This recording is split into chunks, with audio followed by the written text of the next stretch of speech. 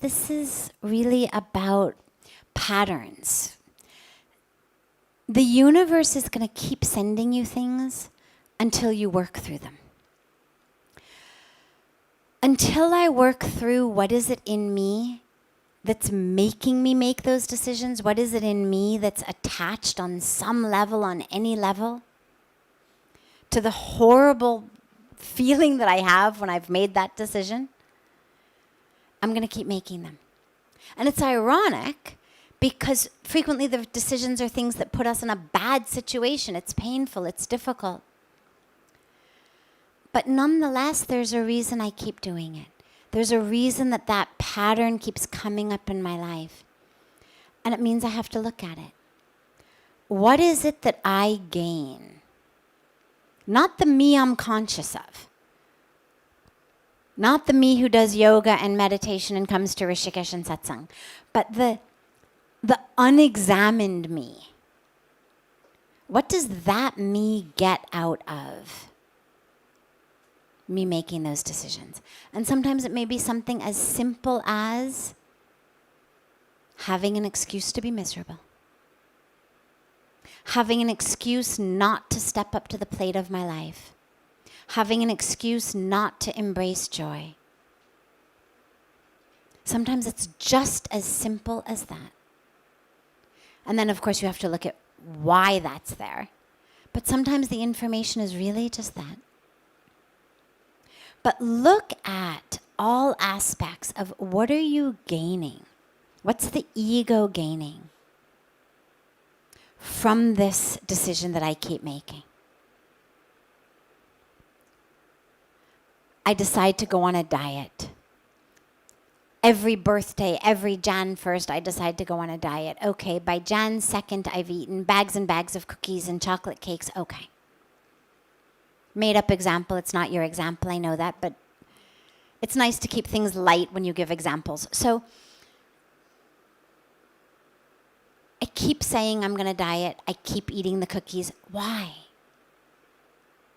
Well, clearly, it's serving me in some way. It's not just my taste buds. My taste buds enjoy the first bite or two. We know this scientifically. You don't actually even enjoy it after the 5th bite. Why do I keep doing it? Well, on some level, if I look deeply enough, clearly I have a fear of not being fat. Clearly I have a fear of being attractive. Clearly there's something pushing me to go against my own best interest. What am I excusing myself from in my life because I'm too fat for it? What am I excusing myself from in my life because I think I'm too ugly for it? What am I excusing myself from in my life because I now have diabetes? So the patterns run very deep. It's not quite as simple as I can't stay on a diet because I like the taste of chocolate too much. That's letting ourselves off too easily, and that's when things never change. If I'm continually sabotaging myself, we have to ask ourselves, what am I gaining from it?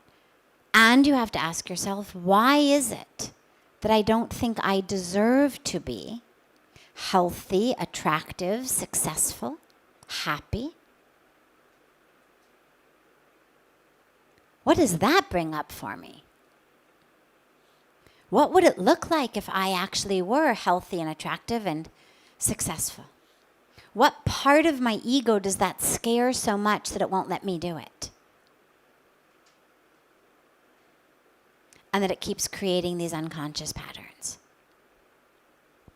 So this is where we look in. And we wonder. And then we learn.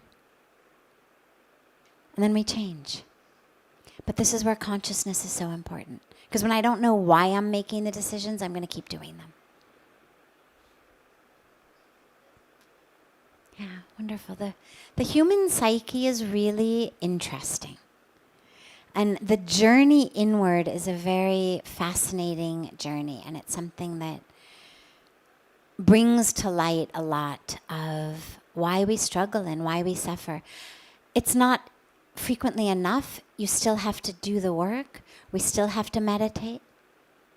We still have to do our yoga. We still have to, but at least now I know what it is I'm working through. At least I know who is the psyche, who is the ego that's working through this. And that's part of the journey of life.